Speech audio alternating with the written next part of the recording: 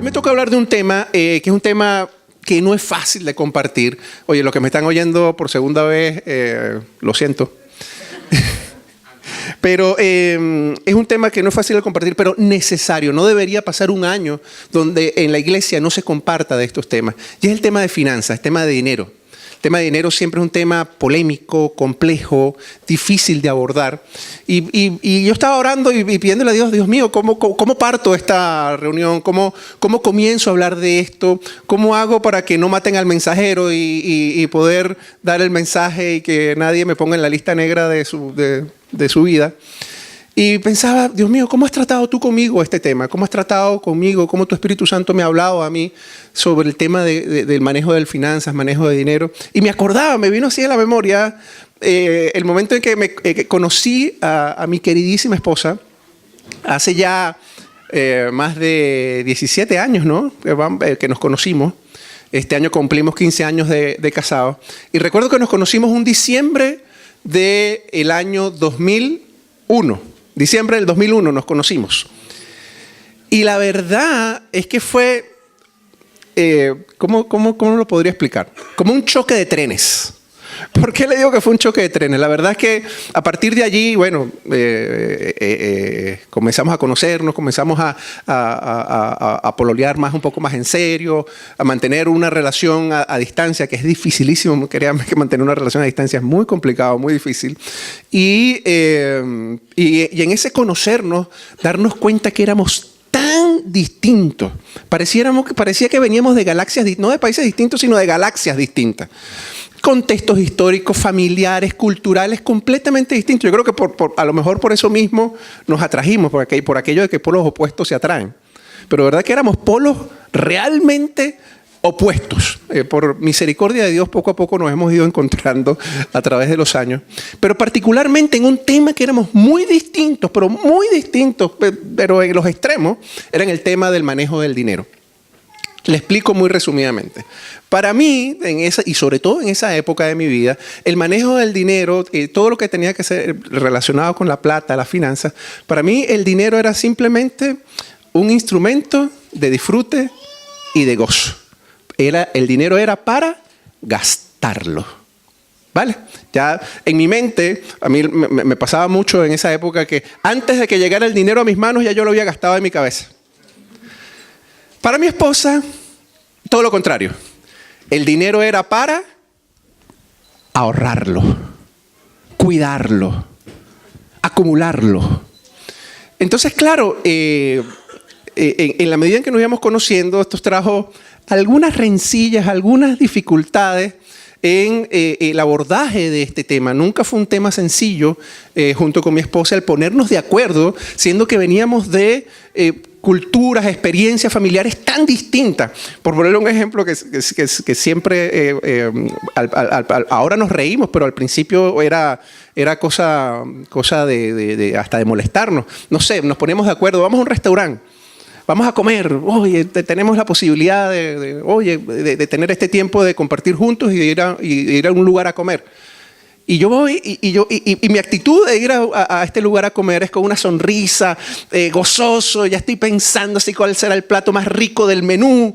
Y típicamente, no sé, eso siempre, no sé si a usted le pasa, típicamente el plato más rico del menú es el plato más caro. Por alguna razón pasa. Y mi esposa al contrario ya comienza, bueno, y vamos en el camino y comienza a decirme, pero ¿cuánto vamos a gastar? Pero ¿cuál va a ser el presupuesto que para esto? ¿Cuántas bebidas te vas a tomar? Etcétera, etcétera. Y entonces veía el menú y decía, bueno, yo voy a pedir una milanesa de pollo y arroz blanco. Y yo le decía, Maca, para una milanesa de pollo y arroz blanco comemos en la casa. No es que es lo más barato que está en el menú. Entonces, bueno, comenzamos a pelear por esto porque yo quería disfrutar y ella estaba preocupada. Y así sucesivamente nos costó mucho ponernos de acuerdo. No fue un tema sencillo, sobre todo en los primeros años. Todavía Dios sigue trabajando con nosotros, pero Dios hizo algo muy especial. Su Espíritu Santo trabajando tanto en ella como conmigo, porque era como esta lucha de quién tiene la razón. ¿Quién tiene la razón? ¿El dinero es para acumularlo, para ahorrar? ¿O el dinero es para disfrutarlo, para compartir, para gastarlo? Y probablemente tú estés pensando allí y estás diciendo, bueno, yo me pongo en el equipo de Macarena. Yo soy como Macarena. Para mí es muy importante el ahorro, no gasto si no hay que gastar, acumulo, etcétera, para momentos para el futuro. Uno nunca sabe qué puede pasar, etcétera, etcétera, etcétera, etcétera. A lo mejor algunos también, locos como yo, piensan ¿no? que el dinero es para disfrutarlo, para gastarlo, para compartir. Y cada uno tiene su propia posición con relación a lo que es el manejo del dinero. Pero aquí, y lo que quiero compartir este día con ustedes, no es cuál pueda ser la forma o la manera en que cada uno de nosotros pueda pensar que debe ser la mejor manera de manejar el dinero. Lo que yo quiero compartir con ustedes es, ¿qué es lo que dice Dios sobre esto? ¿Qué es lo que Dios, en el caso de mi esposa y el mío, como les decía, en estos años nos ha ido llevando a ese punto medio donde ni ella ni yo, sino Dios, es el que tiene la última palabra sobre el manejo de la plata, de las finanzas, del dinero? Y decía que era un tema muy polémico, muy complicado de hablar, porque la verdad se ha dicho, y en esto no quiero tapar el sol con un dedo, esto es un tema donde en el contexto sobre todo de la iglesia se ha abusado tremendamente. Se ha abusado, basta revisar un poco la historia, cualquier cantidad de escándalos en el tema del dinero, las veces que lamentablemente desde un púlpito, desde este mismo lugar, se manipula a la gente para que dé lo que no tiene incluso, en función a una supuesta bendición de parte de Dios. Y es verdad, históricamente, hasta pensando en la época de Lutero, en esa época, desde esa época se vendían las bendiciones. Y es triste, es triste. ¿Qué le puedo decir? Es lamentable. Algo que sabemos que entristece el corazón de nuestro Señor tremendamente. Pero lo que no podemos hacer, a pesar de esa historia, a pesar de esos fracasos de la iglesia en el manejo de este tema, yo no puedo irme al otro extremo, entonces decir, bueno, mira, como es un tema polémico, ¿sabes qué? Mejor hagámosle el quite y hablemos de fe, hablemos de los dones del Espíritu, hablemos de otro tema, pero no hablemos de este tema. ¿Sabe por qué no lo puedo hacer? No lo debemos hacer, no lo debe pasar por alto ninguna iglesia, porque de los temas, por utilizar unas palabras que están de moda ahora, de los trending topics de la Biblia está el dinero. Más que el amor, más que la esperanza, más que de la fe, más se habla del tema del dinero. Y la pregunta será, ¿por qué la palabra de Dios insiste tanto en el tema del dinero? ¿Por qué creen ustedes que la Biblia se refiere tanto, personajes bíblicos, habla tanto del tema del dinero? ¿Por qué será? ¿Se les ocurre alguna razón? Yo le puedo decir que desde el punto de vista pastoral, hay dos indicadores que son necesarios hablar con las personas para poder saber cómo están. Mire, cuando uno viene a la iglesia, ¿a qué viene a la iglesia? Uno está buscando, en definitiva, cuando viene a la iglesia y forma parte de una iglesia, buscando cobertura espiritual, ¿verdad? Buscando cobertura de personas que me lleven a un nuevo nivel de madurez espiritual, que me lleven a una relación con Cristo más profunda, más intensa. Pero para que eso sea posible, nosotros como líderes, como pastores, tenemos que hacer preguntas complicadas. Tenemos que meternos, decimos en Venezuela, palo hondo. Tenemos que ser muy intencionales, ir al hueso, por decirlo de alguna manera. Y hay dos cosas que para nosotros son indicadores. Y esas dos cosas son, ¿cómo estás manejando el tiempo? ¿Cómo estás manejando tu tiempo? ¿En qué estás invirtiendo tu tiempo? ¿Y en qué estás invirtiendo el dinero? ¿Cómo estás manejando tu dinero? Estas dos preguntas hacen una radiografía de cómo está nuestro corazón. Yo les acabo de hablar de la experiencia con mi esposa, de cómo estábamos manejando el tema del dinero. Y yo diciéndole este tema, si usted se detiene un poco y dice, bueno, Rafael me está contando que el dinero él lo gastaba, y la verdad, si le soy muy franco, muy honesto, gastaba más de lo que tenía. Y yo dándole ese dato, usted ya puede sacar cuenta. Bueno, Rafael, ¿por qué era así? ¿En qué contexto cultural, histórico, familiar vivió como para que él haya tenido esa tendencia, gracias Señor, ya me liberé de gastar más de lo que tengo. Pero ¿por qué era así? ¿Por qué?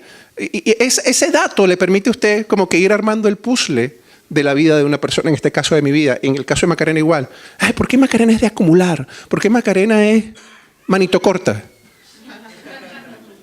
Ya ese dato le permite ir armando el puzzle con ese dato de qué hay en mi corazón o en el corazón de mi esposa. ¿Qué cosas Dios ha ido tratando en el corazón de Macarena y en mi propio corazón?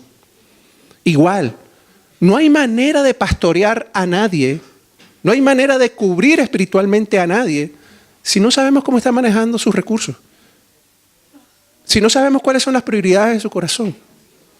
Entonces, como iglesia no podemos hacer la vista gorda, un paso al lado y decir, no, este tema es muy polémico, ¿sabes qué? Mejor no lo hablemos, que se enteren, que se meten en YouTube y busquen algunas prédicas en las que a lo mejor le acomode.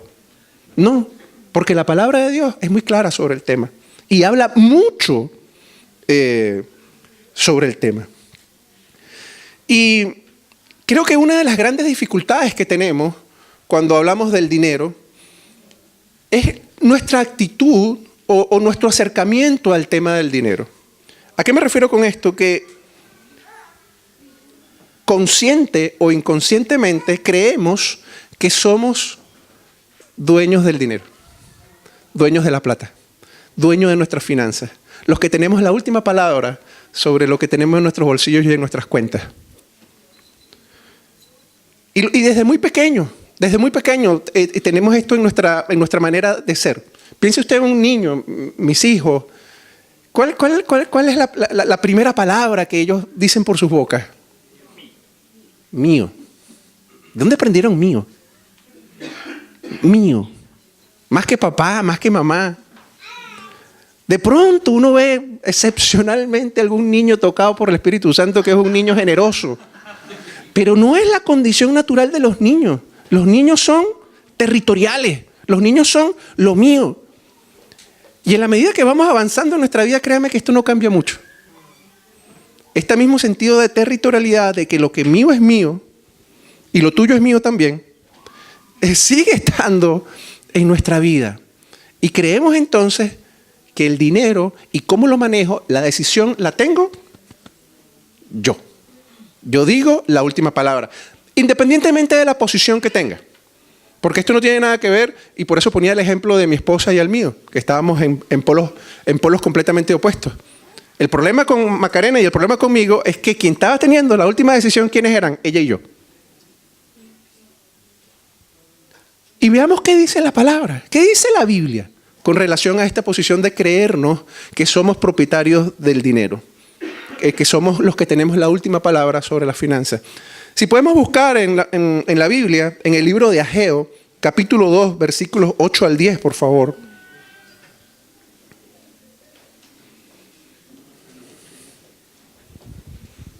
¿Alguien que nos pueda compartir, por favor?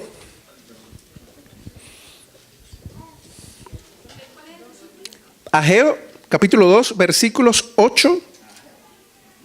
Versículo 8. 8 y 9. Sí, por favor. Mira la plata y mío es el oro, dice Jehová de los ejércitos. La gloria postrera de esta Listo, hasta ahí. Mía es la plata y mío es el oro. ¿Quién lo dice? Afirma, dice en la versión que tengo aquí, afirma el Señor Todopoderoso. Les pregunto, ¿hay algún problema con este versículo? ¿Usted cree que hay alguna interpretación que permita? Bueno, no, mira, ¿sabes? Este versículo permite alguna interpretación. Bueno, es de él, pero también es mía. Es de él, pero también figuro yo. Mía es la plata y mío es el oro. ¿Quién lo dice? Macarena, Rafael, el Señor Todopoderoso. ¿Y sabes qué? Porque en la versión, en la Reina Valera, dice Jehová de los ejércitos. Así como que dentro de los distintos nombres que tiene nuestro Señor, como que se busca el más power. Así como que, hey, cuidado, Jehová de los ejércitos. No es Jehová mi Señor, mi pastor, Jehová de los ejércitos. Mosca, ¿con qué te estás metiendo? Es mía, dice Jehová de los ejércitos, Rey de reyes. Entonces, cuando viene a nuestro corazón, a nuestra mente, esta tendencia, que perdóname, pero todos la tenemos, desde niños, como les decía, a pensar que tenemos la última palabra sobre el dinero, sobre las finanzas, sobre los bienes materiales, cuidado, porque nos estamos metiendo con Dios. Y es nuestro deber como iglesia decírtelo, contártelo, enseñarlo. Como decía, no podemos dejar pasar el tema. Por muy complicado, por muy complejo, por muy polémico que pueda ser, tengo que decirte, tenemos que decir lo que dice la palabra de Dios. Y ¿sabe una cosa? Cuando entramos en este conflicto de pensar que somos los dueños, no nos damos cuenta que lo que Dios por su infinita misericordia nos ha dicho que somos, lo que somos es simples mayordomos, administradores. Nada más que eso. Si hay una persona que es dueño del oro y de la plata, si yo tengo algo de esto, ¿qué soy yo entonces?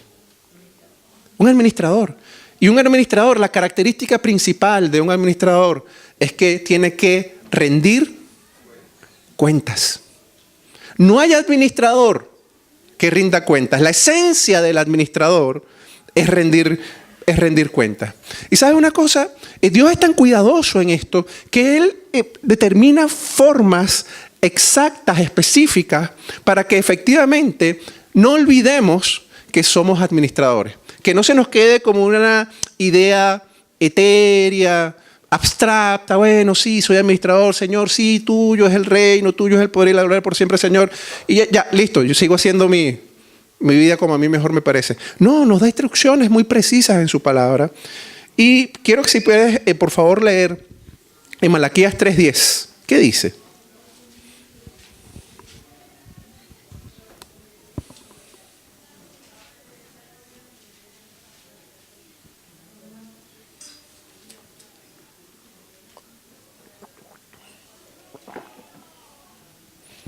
¿Qué dice Malaquías 3:10?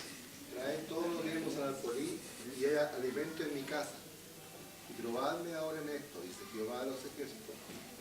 Si no, os abriré la ventana de los cielos y derramaré sobre vosotros bendición hasta que sobreabunde.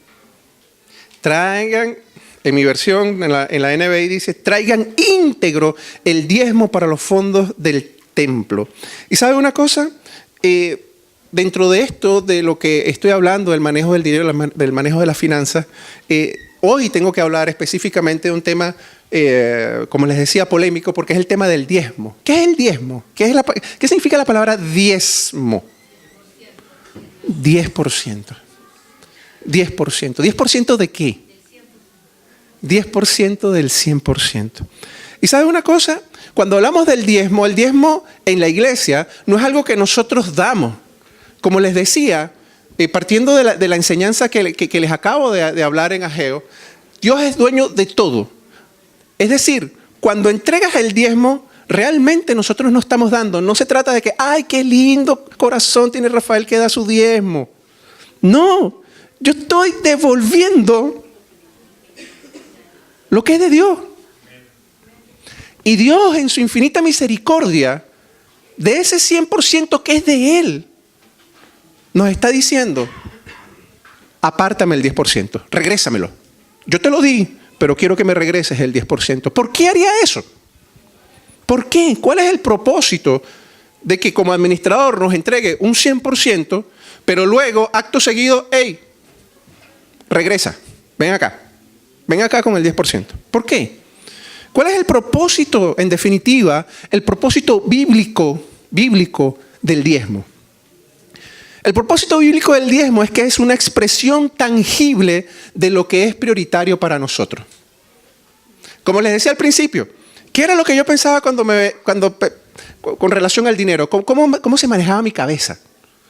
Yo pensaba, bueno, típicamente cada uno de nosotros periódicamente recibe una cantidad de dinero por lo que sea. Tienes un empleo, tienes una empresa, etc.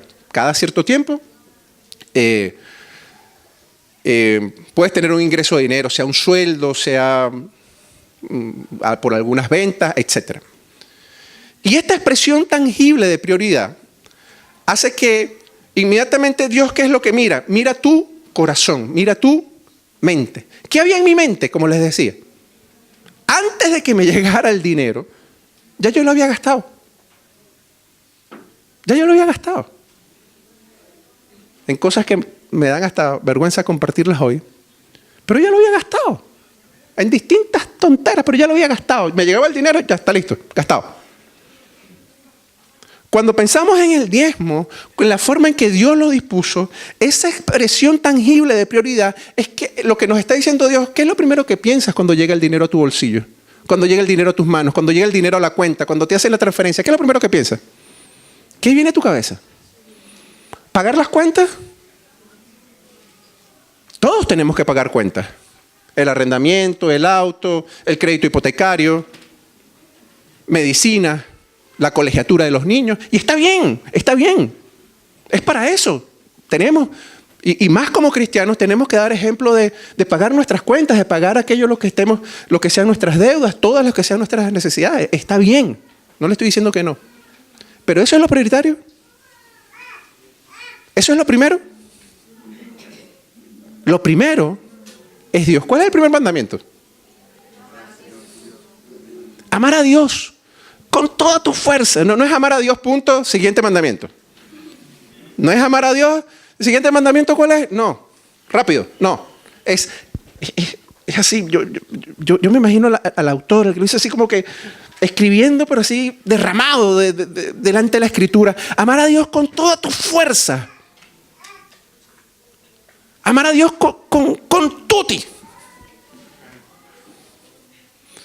Y créanme que los mandamientos no se aplica aquello que está en la ley matemática, que el orden de los factores no altera el producto. Si está de primero, es por algo. No es que, bueno, no importa que esté de primero, bueno, igual pudiera estar de décimo. No, el primero es amar a Dios por sobre todas las cosas. Y eso se manifiesta entonces en el diezmo. Si lo que yo estoy pensando cada vez que me llega plata, y yo estoy pensando todas las cosas que tengo que gastar, todas las cosas que tengo que comprar, todas las cosas que tengo que rendir. El problema es que mi prioridad está siendo otra y no es Dios. Porque el problema incluso, voy más allá. A lo mejor usted está dando el diezmo, pero usted está dando el último 10% de ese 100%. No sé si me explico. Es decir, a usted le llegan 1,000 pesos y usted gasta esto. Estos últimos, de esos 1,000 pesos, los 100 pesos, los últimos 100 pesos, tengo que entregarlo al diezmo. No es esa, nunca ha sido así. Dios quiere que pongas en primer lugar a Él y que cuando te lleguen esos 1,000 pesos, los primeros 100 pesos de esos 1,000 pesos tengo que entregar el diezmo porque que te queme en la mano. Que tengas esa sensación de que te está quemando en la mano porque no te corresponde tenerlo. Porque es de Dios, es de Él.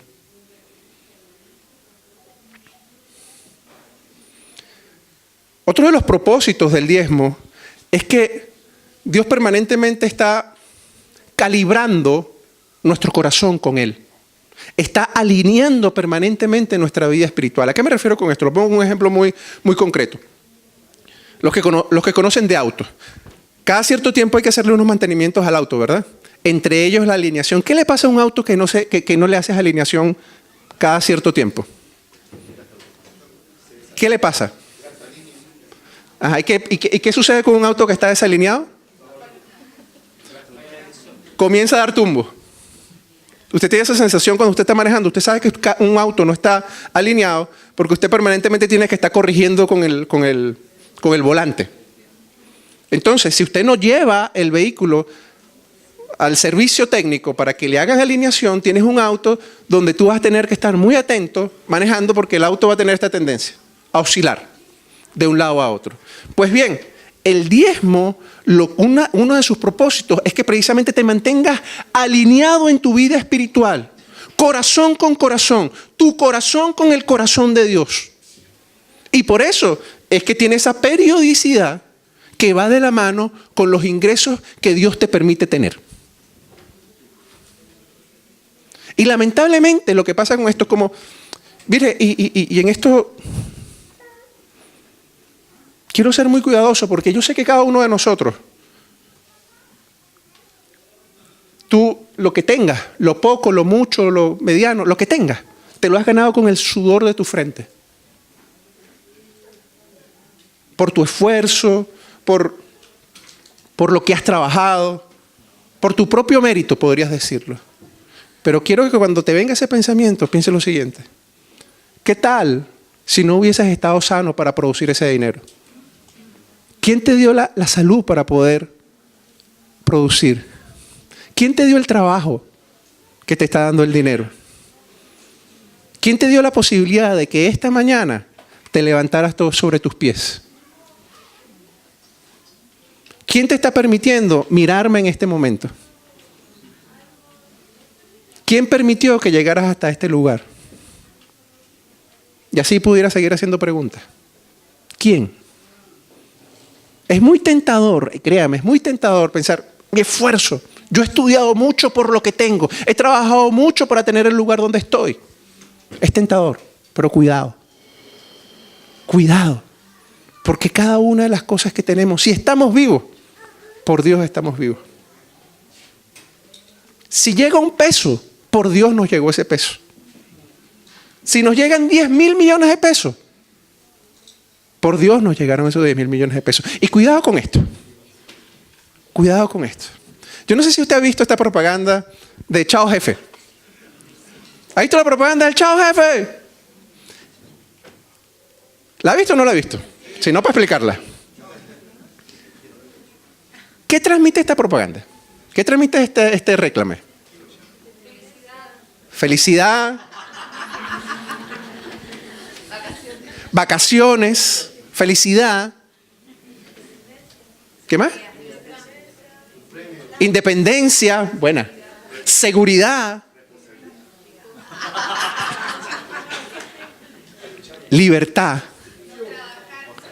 No trabajar nunca más. Tranquilidad. Paz.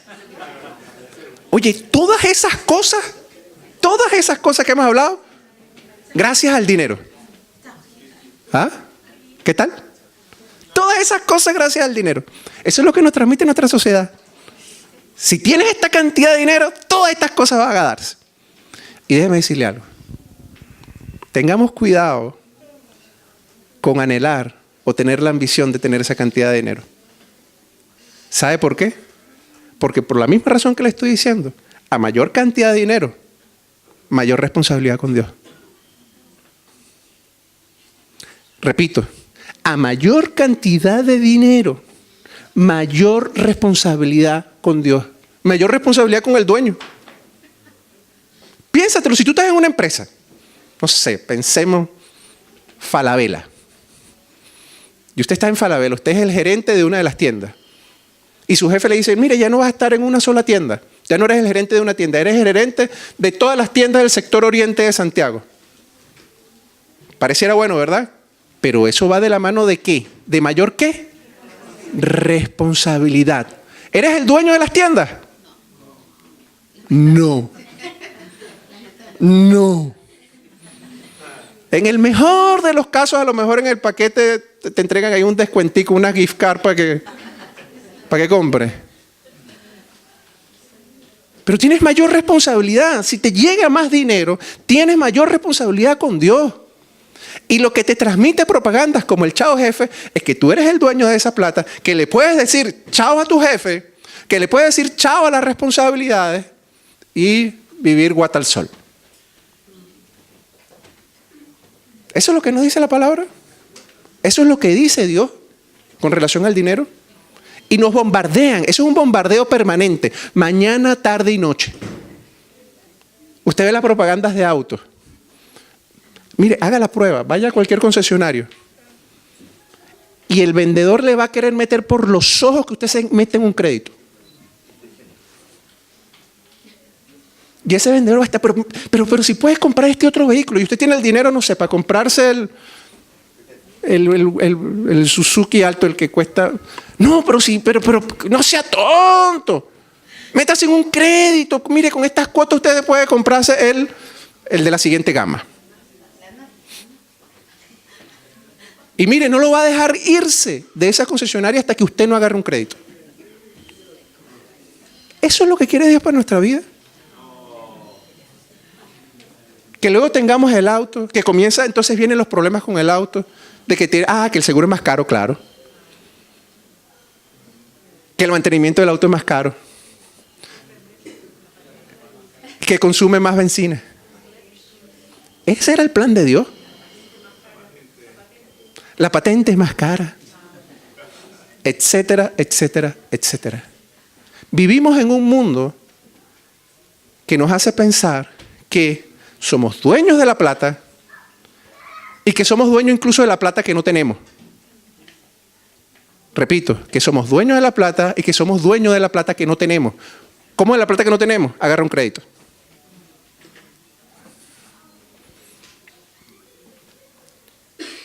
Asimismo, el propósito del diezmo es que, y entiéndame la frase que les voy a decir a continuación, es para que sea comprensible lo que quiero compartir con ustedes. Es el plan económico de Dios para financiar su agenda. Es el plan económico de Dios para financiar su agenda. Recuerdo mucho a mi mamá al principio, los primeros días de caminar con el Señor. Una de las cosas que había de mucho dolor en mi mamá es que ella decía, yo no entiendo por qué Dios permite tantos pobres en el mundo, gente que se muere de hambre, decía mi mamá. Y es verdad, o sea, yo comprendía, digamos, la tristeza o el dolor de mi mamá con relación a esto, porque ciertamente Dios podría ser así. Dios es Dios, Rey de Reyes, mía es la plata, mío es todo. Y a pesar de eso sabemos que en este mundo hay gente que muere de hambre, que no tiene los servicios básicos, que apenas llega al mes, etcétera, etcétera, etcétera. Pero pensemos por un momento.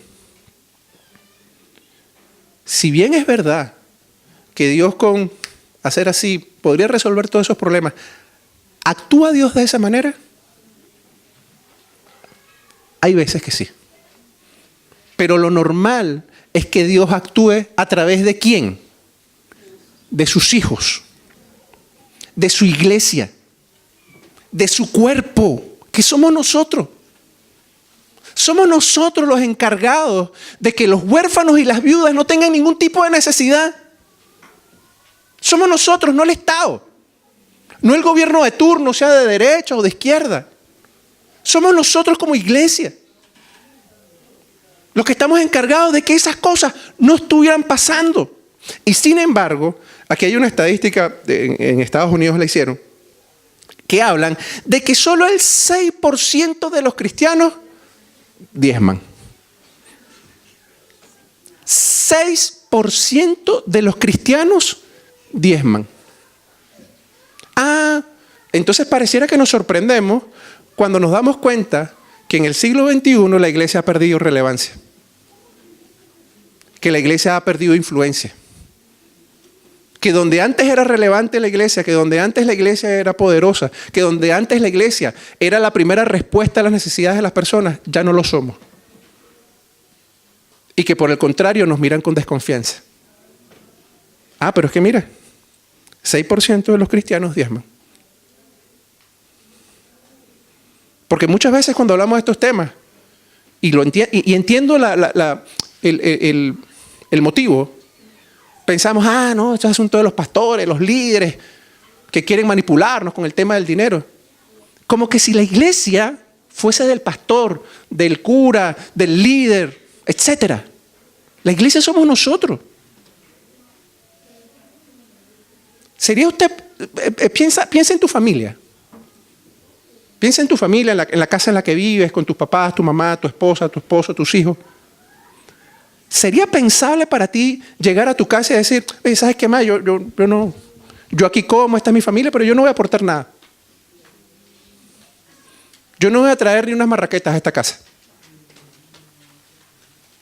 ¿Sería aceptable para ti eso? ¿Tendrías problemas con ese hermano o con ese familiar o con ese ser querido que vive en tu casa que no aporta ni un duro para tu casa? ¿Tendrías problemas con él, verdad? ¿Habría una conversación pendiente? Más tarde o más temprano, ¿verdad? ¿Cómo es posible que en la iglesia solo haya el 100% que diezma? ¿Qué decimos en la visión de nuestra iglesia y en la de la gran mayoría de las iglesias? ¿Somos qué? Familia. Familia. Y hacemos depender. Entonces, bueno, sí. Me gustó cómo predicó Rafael. Bueno, sí. Bueno, aquí hay 500 pesos que me sobran. No. Y la predica no me gustó. No, chao. ¿Qué es eso? ¿Qué es eso? Y le digo, esto no se lo estoy diciendo por Viña Vitacura. El día de mañana el Señor, el Espíritu Santo te puede llevar a Timbuktu. Si en Timbuktu estás en una iglesia, formas parte de una familia de la que tienes responsabilidad, de la que tienes que dar un paso adelante y decir, aquí está mi parte, aquí está parte de los dones que Dios me ha dado. Y cumplo con mi parte, cumplo con mi diezmo en Timbuktu. En la iglesia de la que formo parte de ese cuerpo. La iglesia es el cuerpo ¿de quién? De Cristo. ¿Sabe qué? Dios no necesita nuestra plata. No se trata de que, mira, es que si tú no das plata, tú sabes, Dios va a estar con las manos cortas para hacer las cosas. Por favor. Dosis de Ubicatex. No necesita. Es lo que quiere, es nuestro corazón. No quiere nuestra plata, no quiere el bolsillo, no quiere las cuentas. Quiere nuestro corazón, nuestra vida.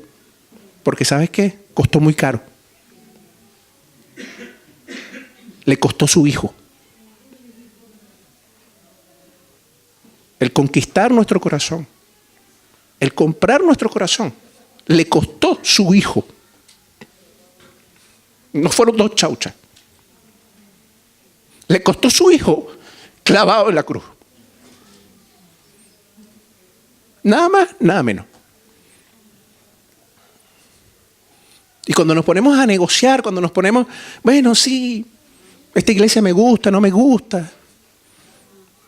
A lo mejor sí, a lo mejor no, mira, este pastor es como, no me gusta tanto, nada.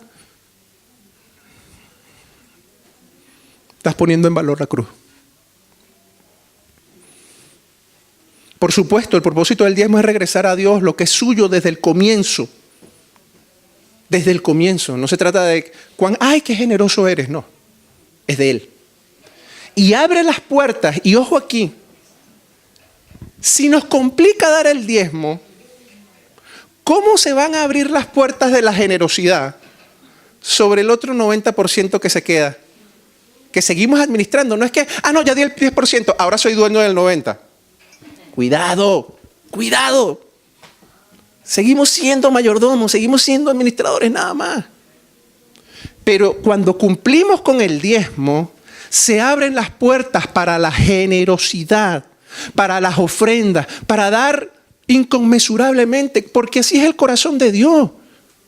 Y si decimos que Dios es nuestro Padre, mire, esto calentito, esto pasó acompañé a mi hijo que quería comprar algo en el Econo y tal, qué sé yo. Acaba recién salido del horno, lo que le voy a contar. Y veníamos caminando los dos. Y de frente venía un hermano de la iglesia, un amigo de la iglesia. Me ahorro el nombre. No, nada del otro mundo, pero para no poner el nombre. Pedrito venía caminando y él viene y yo voy, junto con Matías. Y él me decía, oye, ustedes caminan igualito. Ustedes tienen el mismo tumbado para caminar. Así decimos en Venezuela.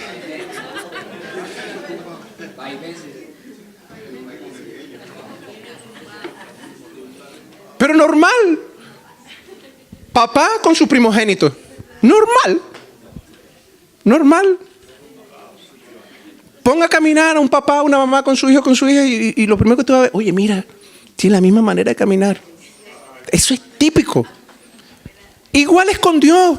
Si decimos que Dios es mi papá y mi papá es generoso, ¿cómo debería ser yo? ¿Por dónde nos perdemos? ¿En dónde topamos? Si Él es generoso, ¿cómo soy yo si estoy diciendo que es mi papá? ¿Cuántas veces decimos en las canciones? Acabamos de adorar, acabamos de leer canciones que dicen: tuyo es el reino, tuyo es el poder, tuyo es mi corazón, menos mi bolsillo.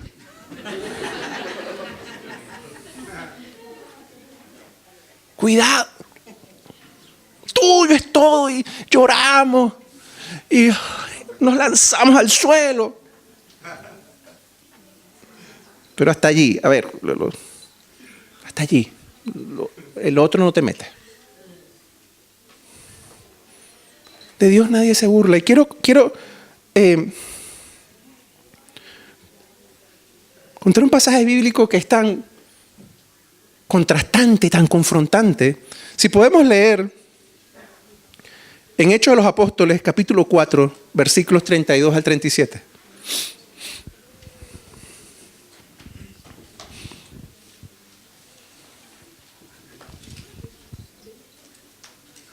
Alguien con voz de trompeta que pueda hablar y transmitirnos lo que dice la palabra.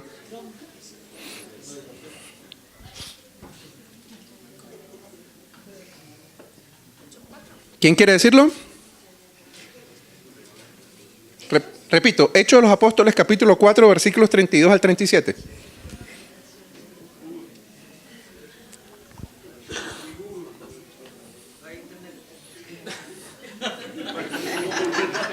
Ya, leo yo.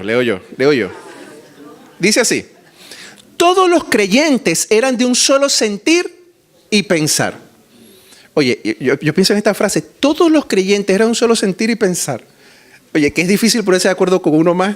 Y ves, aquí todos estaban de acuerdo, unánime. Nadie consideraba suya ninguna de sus posiciones, sino que las compartían. Los apóstoles, a su vez, con gran poder, seguían dando testimonio de la resurrección del Señor Jesús. La gracia de Dios se derramaba abundantemente sobre todos ellos, pues no había ningún necesitado en la comunidad. Quienes poseían casas o terrenos los vendían. Llevaban el dinero de las ventas y lo entregaban a los apóstoles para que se distribuyera a cada uno según su necesidad. José, un levita natural de Chipre, a quien los apóstoles llamaban Bernabé, que significa consolador, vendió un terreno que poseía, llevó el dinero y lo puso a disposición de los apóstoles. Pero fíjate lo que pasa a continuación, seguidito. Capítulo 5. Quiero que te quedes con esta parte. José, un levita natural de Chipre, a quien los apóstoles llamaban Bernabé, vendió un terreno que poseía, llevó el dinero y lo puso a disposición de los apóstoles. Este hombre era propietario de algo, lo vendió, aquí está la plata de la venta. ¿Vale? Pero miren lo que pasa a continuación. Capítulo 5. Un hombre llamado Ananías también vendió una propiedad, lo mismo, la misma parada. Este hombre vende una propiedad, ¿con qué intención? Agarrar el dinero de eso y entregarlo a los apóstoles, lo mismo. Pero miren lo que pasó. Y en complicidad con su esposa Zafira, se quedó con parte del dinero y puso el resto a disposición de los apóstoles. Comenzó a negociar. Y miren lo que pasó. Pongan atención a lo que le dijo Pedro. Ananías, le reclamó Pedro: ¿cómo es posible que Satanás haya llenado tu corazón para que le mintieras al Espíritu Santo y te quedaras con parte del dinero que recibiste por el terreno? Es decir, lo descubrió, lo desnudó. Pero fíjense lo que dice a continuación. No pierdas de vista las siguientes preguntas. ¿Acaso no era tuyo antes de venderlo? ¿Qué le está diciendo Pedro? Nadie te obligó a vender eso. No fue que alguno de los apóstoles se paró: todos ustedes vendan los terrenos y traigan el dinero. Tú decidiste delante de Dios, delante del Espíritu Santo, vender ese terreno para traer el dinero. ¿Quién te obligaba? ¿Acaso no era tuyo antes de venderlo? Y una vez vendido, no estaba el dinero en tu poder. Por eso es que Pedro le dice, ¿por qué le mientes al Espíritu Santo? Porque no era un tema de los apóstoles. No era que los apóstoles estuvieran obligando a sus discípulos, ande, vendan todos para que traigan la plata. No, era un trato del Espíritu Santo con las personas. No era tuyo antes de venderlo. Ya un vendido, el dinero también no lo tenías tú en tus manos. ¿Por qué haces estos negocios? Porque negocias con el Espíritu Santo. Porque negocias con Dios. Porque creemos que somos dueños.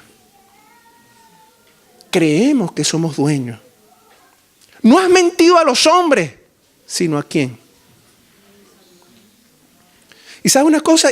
Y vuelvo, no quiero tapar el sol con un dedo. En la iglesia han pasado cosas terribles, tremendas. Pero créanme, que nosotros como pastores, líderes, cosa tremenda. Tenemos que darle cuentas a Dios. Cosa tremenda. Pero cuidemos nuestro corazón de hacer depender, cumplir lo que Dios nos está diciendo, cumplir lo que el Espíritu Santo nos habla, nos enseña. Con la excusa de que el pastor tal o cual. Mire, muchas veces esto pasa para que pueda explicarme de la mejor manera. Imagínense cuando toca pagar impuestos. ¿A quién le gusta pagar impuestos? Levante la mano que le gusta pagar impuestos.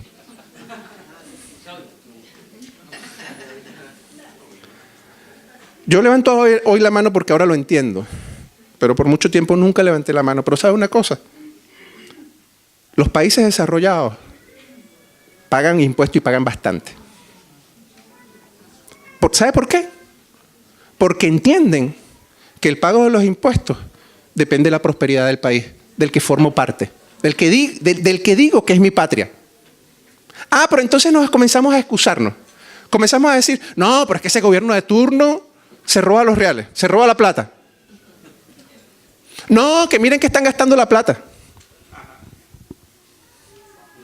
No, pero mira la embarrada que están dejando. No, ya que está pagando yo nada. O comenzamos a buscarle la quinta pata al gato para ver cuánto el menor impuesto posible pagar. Formo parte de una familia, mi familia es mi país.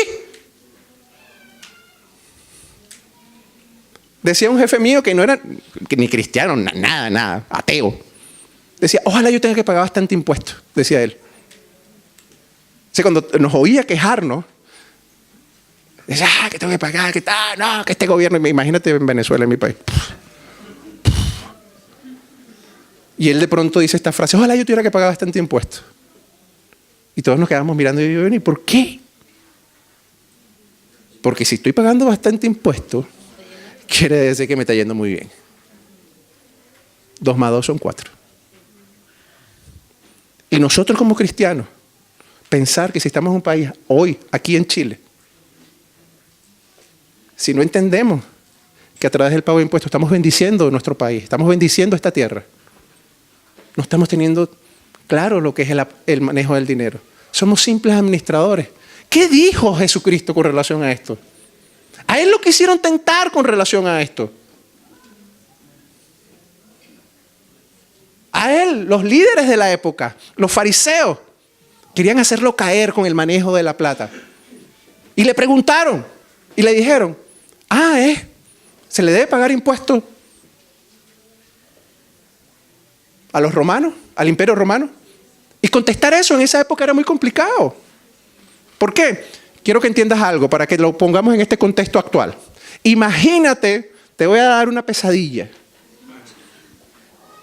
que Argentina conquista Chile. Y tu presidente ya no es Sebastián Piñera, sino Mauricio Macri.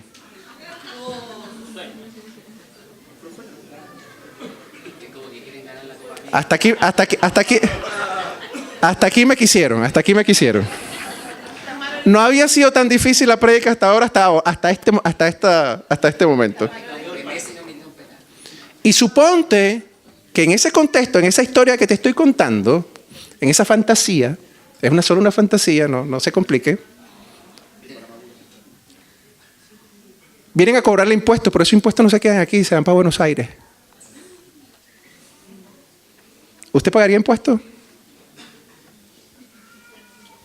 Le vienen a cobrar. ¿Paga o no paga impuestos? A Jesús le hicieron esa pregunta. ¿Es lícito pagarle los impuestos a los romanos? Los romanos tenían invadido Jerusalén. ¿Y qué dijo Jesús? A Dios lo que es de Dios. Agarró una moneda y dijo, ¿quién está aquí? Al César lo que es del César.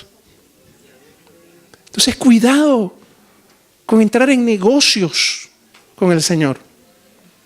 En negociados. En buscarle la quinta pata al gato.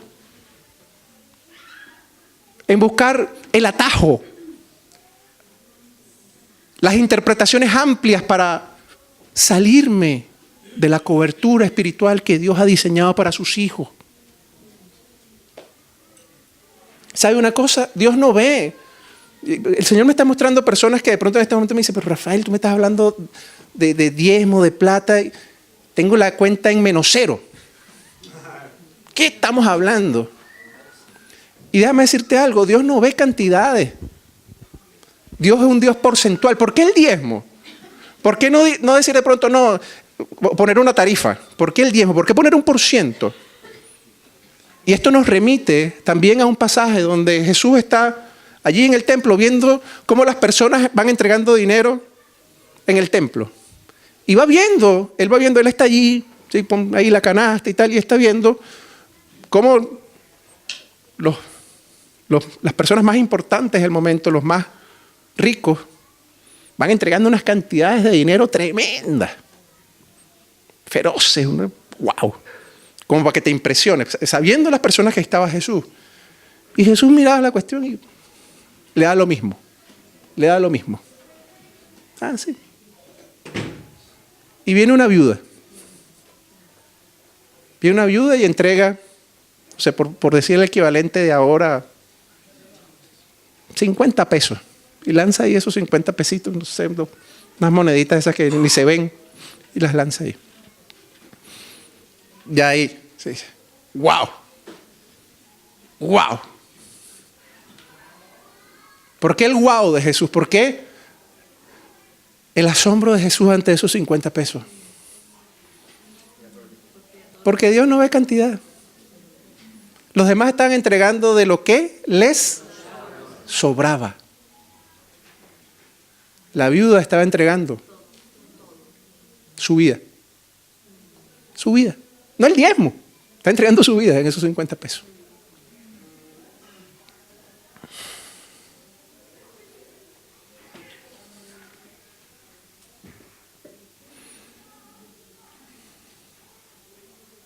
¿Sabe qué? Con este tema, y especialmente con el diezmo, y no se te olvide esto nunca, es la única manera, no hay otra fórmula, no hay otro camino, es la única manera de probar la fidelidad de Dios. Te repito, es a través del diezmo. Es la única manera de probar la fidelidad de Dios. Volvamos a leer el versículo, por favor, Malaquías 3.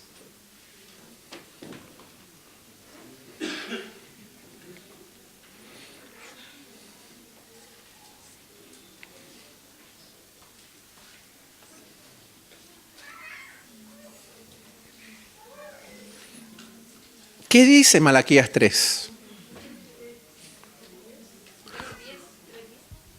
3:10.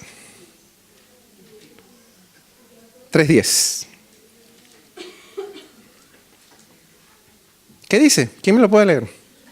Pati. Traigan todos los diezmos al depósito del templo para que haya suficiente comida en mi casa. Si lo hacen, dice el Señor de los ejércitos celestiales, les abriré las ventanas de los cielos, derramaré una bendición tan grande que no tendrán suficiente espacio para guardarla. Inténtenlo, pónganme a prueba. Prueben Pruébenme en esto.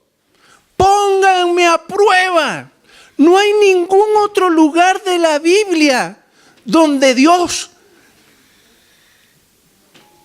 se humilla a sí mismo de esta manera y nos dice que lo pongamos a prueba. En ningún otro tema. Es tan importante para Él esto. Es tan importante que Él te dice, ponme a prueba. Inténtalo. No vas a tener lugar para guardar las bendiciones que quiero desatar sobre ti. Ponme a prueba. Pruébame. Si buscas la Biblia, no vas a encontrar ningún otro pasaje donde Dios diga esto. Rétame, desafíame, challenge. Hashtag. Pruébame.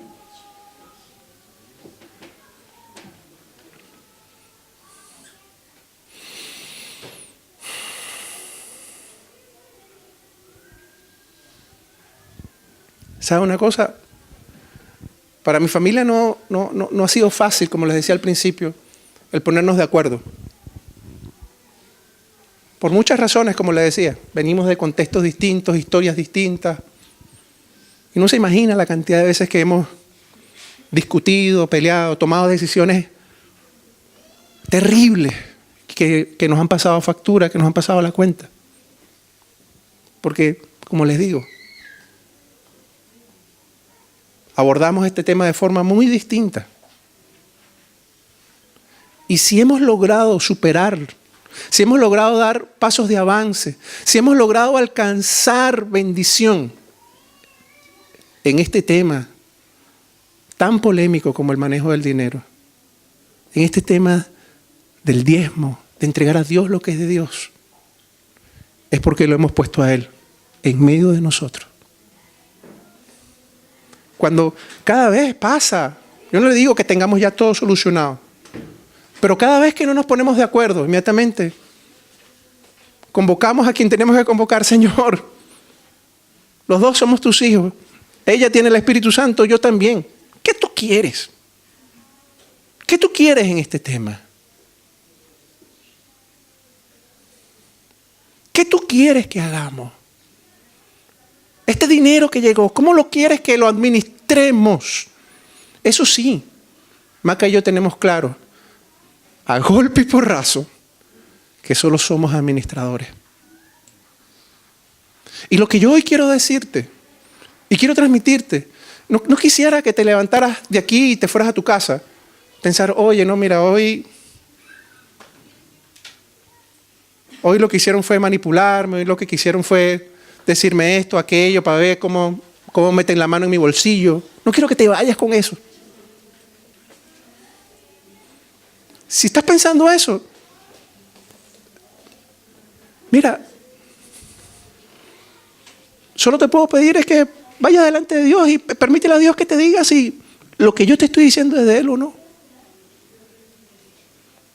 Yo sé, incluso uno prende la televisión y de pronto ve unos programas pseudo cristianos, donde quieren manipularte, donde quieren hacer cualquier tipo de cosas en verdad que entristecen nuestro corazón. Porque quieren hacer depender que Dios va a actuar de esto o aquello, o que te va a decir esto o aquello dependiendo de la cantidad de dinero que tú des. Por favor. Lo que yo hoy quiero pedirte es que pongas en primer lugar a Dios en el manejo del dinero. Que entiendas que solo somos administradores, no eres el propietario, no eres el dueño. No eres el dueño de tu vida. Desnudo venimos a este mundo. Y nada nos llevamos luego de muertos. Decían de un hombre muy rico en Estados Unidos, no sé si le suena el apellido Rockefeller, hombre con todo el dinero del mundo. Y dicen que alguien le preguntó al contador de Rockefeller cuando él falleció, oye, porque claro, era una incógnita.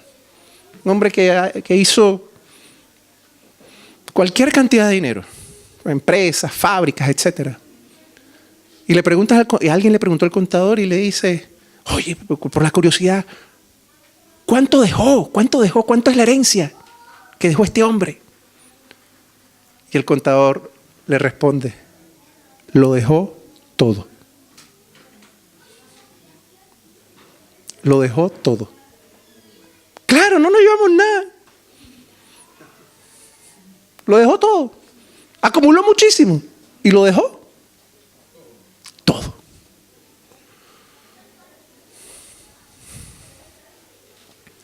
Lo que yo quisiera que en este día tomaras en tu corazón es que Dios te está hablando sobre esto.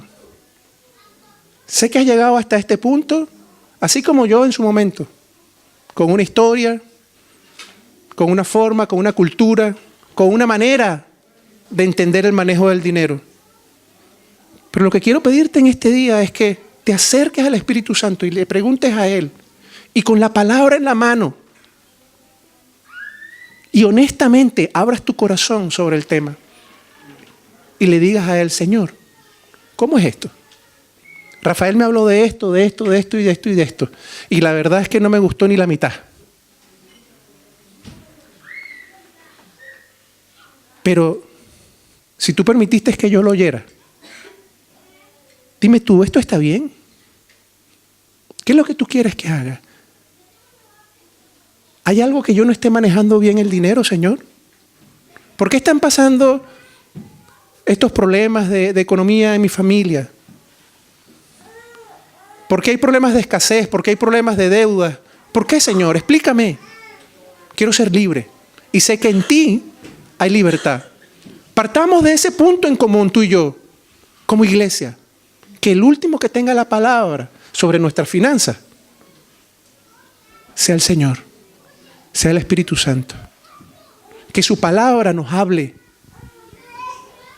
No quiero decirte hoy, ya pongámonos de pie y ve cuánto dinero tienes en el bolsillo y tráelo aquí adelante al templo. No, por favor.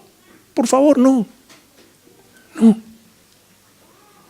¿Qué sientes que porque Rafael dijo tal cosa? No, es que Rafael dijo. No, Rafael dijo no. Trato de ser un instrumento de parte de Dios. Probablemente con muchos defectos. Pero quiero que puedas rendir esta área de tu vida. Y que la próxima vez que cantes, la próxima vez que veas esas letras de esa canción y digas, rindo mi vida, en verdad tengas la conciencia tranquila de que efectivamente has rendido tu vida de la A a la Z. De que de verdad, cuando te tires al suelo, llores y repitas estas canciones, se hagan vida en ti.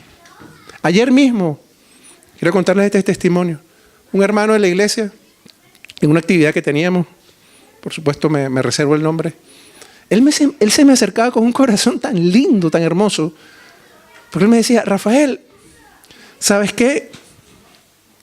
Me van a dar en pago un vehículo, un auto. ¿Cómo lo diezmo? Me preguntaba él. Y claro, yo entendía su pregunta, ¿no? Porque, o sea, ¿cómo se diezma un auto? ¿Será que le saco una rueda?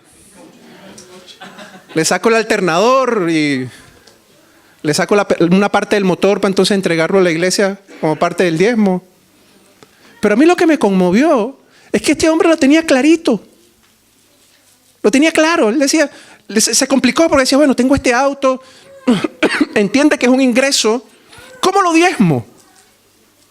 Wow, yo dije, Señor, el reino ha irrumpido, ha traspasado el corazón de este hombre. ¿Cómo diezmo este auto? Y yo le dije, en ese momento decía, mira, ¿qué te dice Dios?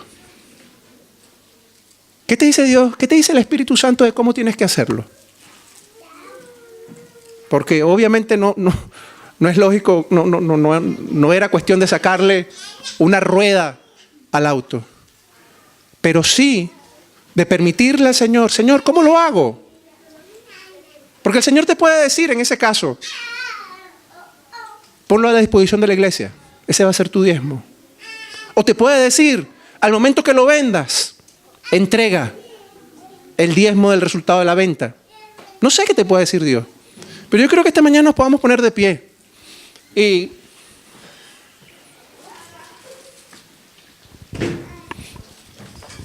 si alguien me puede acompañar aquí arriba. Y sinceramente no sé cuál puede ser tu condición financiera en este momento, ¿no? Dios no está viendo eso, no está viendo la cantidad de ceros que tú tienes en tu cuenta.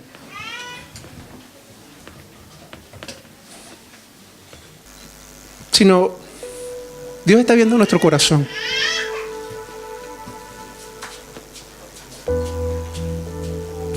Y démonos un tiempo ahora mismo. Pregúntale. Atrévete y pregúntale, Señor, ¿cómo estoy yo en este tema? ¿Cómo lo ves tú? Espíritu Santo, ¿cómo lo ves tú? Hasta ahora lo he hecho así. Hasta ahora yo creo que estoy bien. Yo creo que estoy manejándolo bien. Yo creo que soy buen administrador. Pero dime tú. O si es el caso, Señor, perdóname. Perdóname por todas las veces que he creído que soy dueño. Perdóname por tanto que me ha costado para abrir este tema y buscar cobertura espiritual. Perdóname si no te he puesto a ti en primer lugar. Perdóname si tengo equivocadas mis prioridades. Perdóname. Perdóname y enséñame. Perdóname y enséñame. Rindo mi vida total. Rindo mi finanza a ti, Señor.